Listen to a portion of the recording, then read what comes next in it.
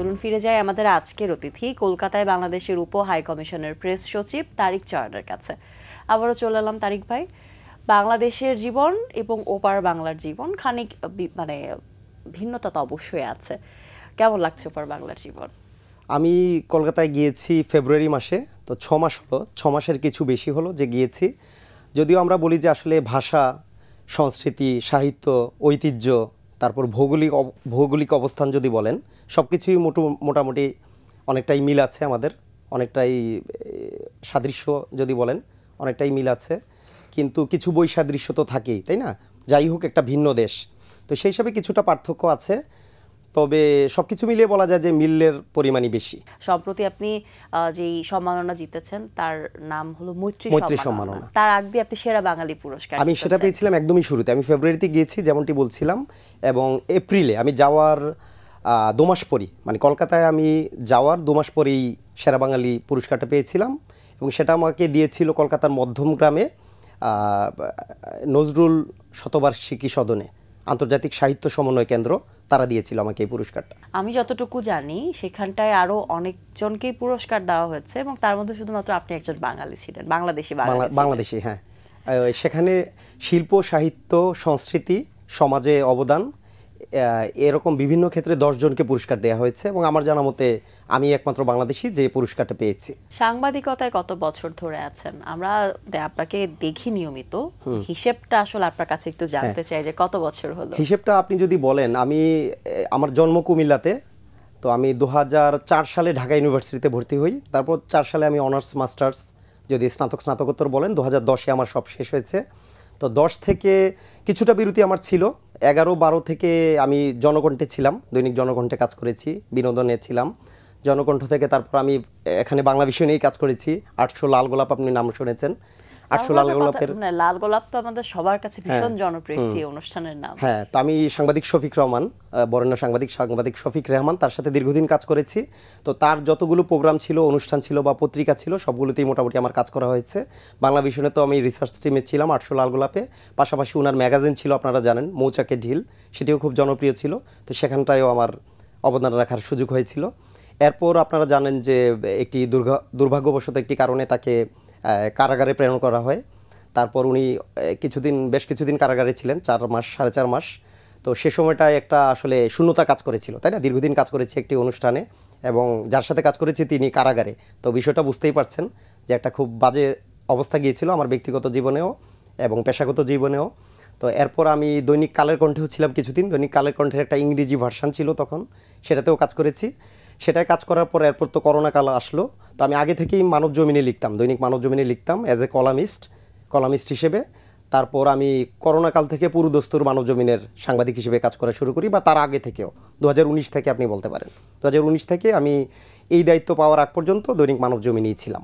দীর্ঘ সময়ের অভিজ্ঞতা, এবং সেই অভিজ্ঞতায় নিশ্চয় অনেক চড়াই উতরাই পার করতে হয়েছে, অনেক চ্যালেঞ্জ ফেস করতে হয়েছে, কেননা শুরুর সময়ের সাংবাদিকতার বর্তমান সময়ে একটা গুরু দায়িত্ব নিয়ে পথ চলা, সেইটার মধ্যে ভিন্নতা অবশ্যই থাকে। আমি মনে করি যে প্রতিটা জিনিসেরই আসলে অন্যরকম চ্যালেঞ্জ আছে এবং অন্যরকম আবেদন আছে, তাই না?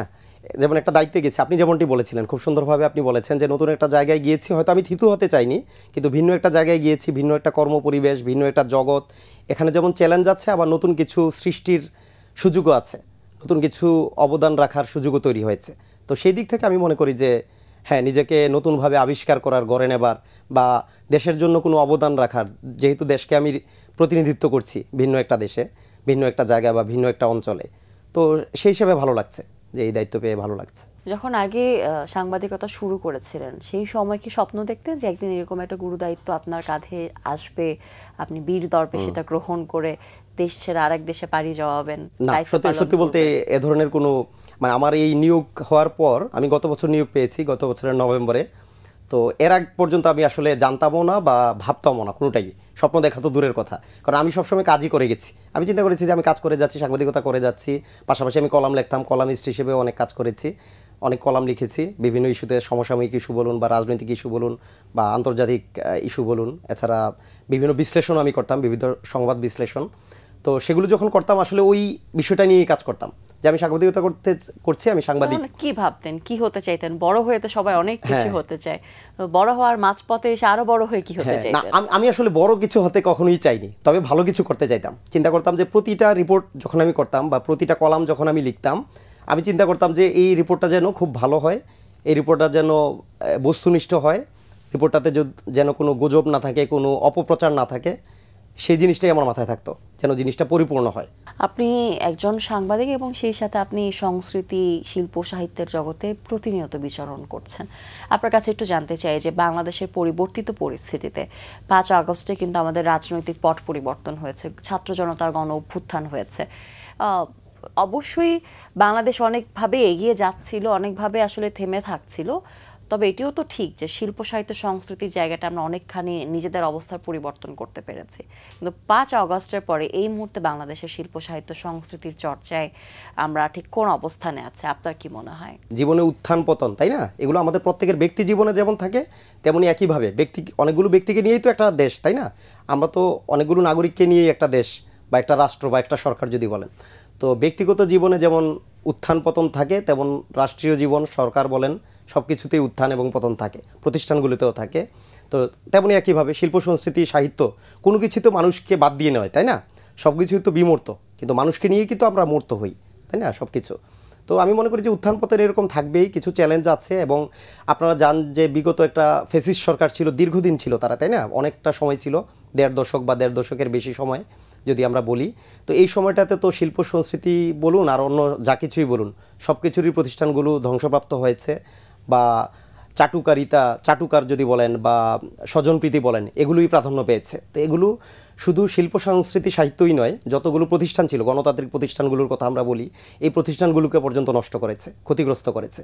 তো আমি মনে করি যে সেটার একটা পরিক্রমা থাকবে না? আপনি একটা ঘটনা ঘটাবেন, সেটা তো একটা রেজাল্ট থাকবে বা কনসিকুয়েন্স থাকবে, তাই না? পরিণতি থাকবে। তো সেগুলোরই একটা প্রতিফলন আমরা এখন দেখতে পাচ্ছি। আপনি একজন গুরুত্বপূর্ণ পদে আসলে আসীন ব্যক্তি, তো আপনার কাছে একটু জানতে চাই যে ওই জায়গাটায় থেকে আপনারা কি দেখতে পাচ্ছেন আসলে? একটা গণ অভ্যুত্থান পরবর্তী, অভ্যুত্থান পরবর্তী আপরাইজিং বলি বা মাস আপরাইজিং বলি, অভ্যুত্থান বা গণ অভ্যুত্থান যাই বলি, এটা তো হয়েছে, এটা তো ভুল নয়, তাই না? দীর্ঘদিন একটা ফ্যাসিস্ট সরকার ছিল, এটা যেমন ভুল নয়, এটা সফল গণ অভ্যুত্থান সংগঠিত হয়েছে তাদের বিরুদ্ধে এবং সেটা সফলকাম হয়েছে, এটাও ভুল নয়।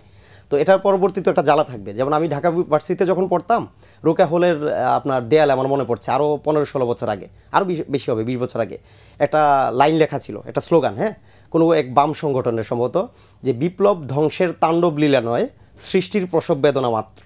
তাই আমি বলবো শুধু বিপ্লবের পূর্ববর্তী সময়টি নয়, বিপ্লবের পরবর্তী সময়, আমরা যদিও এটাকে অনেকে রেভলিউশন বলছেন, অনেকে আপরাইজিং বলছেন, অনেকে মাস আপরাইজিং বলছেন, বিপ্লব বলি, গণ অভ্যুত্থান বলি বা অভ্যুত্থান বলি, তো অভ্যুত্থান পরবর্তী সময় বলুন, গণ অভ্যুত্থান পরবর্তী সময় বলুন, বিপ্লব পরবর্তী সময় বলুন, এগুলো পরবর্তীতে একটা প্রসব বেদনার মতো থাকবেই আর কি। যদিও প্রসব বেদনাটা আগে হয়, এক্ষেত্রে প্রসব বেদনাটা পরেও হতে পারে। তো সেই হিসাবে তো কিছুটা থাকবেই, ঝুঁকি বলুন, ঝুঁকি শব্দটা আমি উচ্চারণ করতে চাচ্ছি না, কিছুটা থাকবেই। কিছুটা সংকটের সময় আমরা পার করছি, সেটা খুব দ্রুত আসলে উত্তরণের পথ আমরা খুঁজে পাবো। খুব ভালো লাগছে আপনাকে পেয়ে। আপনার বর্তমান ব্যস্ততার কথা একটু জানতে চাই। বর্তমান ব্যস্ততা যদি বলি, আমি যেখানটায় থাকি, কলকাতায় আমি পার্ক সার্কাসে থাকি, আমার একটা সরকারি বাসভবন আছে। তো খুবই ঐতিহাসিক একটা বাসভবন, খুব নামকরা একজন ব্যক্তি, তার একটা বাসা, সেটা এখন একটা ট্রাস্টের অধীনে আছে। তো আমি সেই বাসাটাতেই থাকছি, বা সৌভাগ্যবান আমি যে এরকম একটা ঐতিহাসিক বাসায় থাকি। তো সেটা হলো কলকাতা, আপনি জানেন হয়তো, আপনিও হয়তো গিয়েছেন কলকাতায় অনেকবার। তো কলকাতায় যে ঐতিহাসিক, একবার যাওয়ার সুযোগ হয়েছে, নিশ্চয়ই আবার যাবেন, বারবার যাবেন।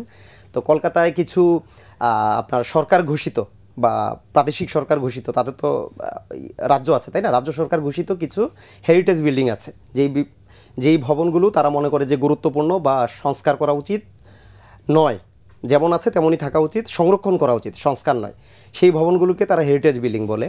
তো এই বিল্ডিংটা, আমি যে বাসাটা থাকি, সেটা একটা হেরিটেজ বিল্ডিং। এবং মানে আপনি কি পরিমাণ ভাগ্যবান চিন্তা করুন যে ইতিহাস সংস্কৃতির এতখানি সংস্পর্শে আসার সুযোগ। অবশ্যই অবশ্যই, সেটাই আমি বলছিলাম, যে আমি খুব সৌভাগ্যবান। তো এটা কেবল হেরিটেজ বিল্ডিংও নয়, এটা নাম্বার 1 গ্রেডের হেরিটেজ বিল্ডিং, বিল্ডিংয়ের নিচেই লেখা আছে। এবং আমি সৌভাগ্যবান যে আমি এই ভবনটি 3 তলা, 2 তলা এবং 3 তলায় আমি থাকি, এবং নিচতলাতে একটি লাইব্রেরি আছে, আমাদের গণগ্রন্থাগার। সেই গ্রন্থাগারটা কিন্তু আমাদের হাইকমিশনেরই, মানে আমাদের টাকাতেই কিন্তু এই গ্রন্থাগারটা চলে। তো কিন্তু একটা বিটার এক্সপিরিয়েন্স, তিক্ত অভিজ্ঞতা বা বাজে অভিজ্ঞতা যদি বলি, আমাদের যারা কলকাতায় আমাদের অনেক ছেলেপেলে আপনারা জানেন, শুধু কলকাতা নয়, পশ্চিমবঙ্গ যদি বলি, বর্ধমান বলুন বা আশপাশের রাজ্যগুলো বলুন, আসাম, মেঘালয়, সেগুলো তো আছেই। আর কলকাতার পাশের যেই শহরগুলো আছে সেখানে অনেক বাংলাদেশি শিক্ষার্থী আপনার পড়ালেখা করছে। তাছাড়া ব্যবসায়িক কারণ বলুন বা ঘুরতে বলুন বা আপনার চিকিৎসা কারণে বলুন, অনেকেই যায় সেখানে, কিন্তু কেউই দেখলাম যে তেমন জানে না যে এরকম একটি গ্রন্থাগার আমাদের আছে। গ্রন্থাগারটি খুবই সমৃদ্ধ, অনেক বই আছে, হাজার হাজার বই আছে, কিন্তু মানুষ আসলে জানেই না। তো কলকাতার মানুষ তো দূরে থাক, বাংলাদেশের মানুষই ওভাবে জানে না যে এরকম একটি গ্রন্থাগার আমাদের আছে। তো আমি চাচ্ছি যে এই গ্রন্থাগারটি যেন মানুষের মানে কানে পৌঁছয়। হ্যাঁ, তারা পাঠক পরে হবে, আগে তো জানতে হবে যে এরকম একটি গণগ্রন্থাগার আছে। যে বিষয়টি জানতে চাই সেটি হচ্ছে যে আমাদের দেশের গ্রন্থাগারগুলোকে আমরা একভাবে দেখে অভ্যস্ত, কিন্তু ওপার বাংলার গ্রন্থাগার আসলে কেমন হয়, বা একটা হাই কমিশনের গ্রন্থাগার আসলে কি ধরনের বই থাকে যেখানে আসলে দুইটি দেশের সহাবস্থান থাকে। হ্যাঁ, ঠিকই বলেছেন যে কিছুটা তো পার্থক্য আছেই, কিন্তু আবার খুব বেশি পার্থক্য নেই।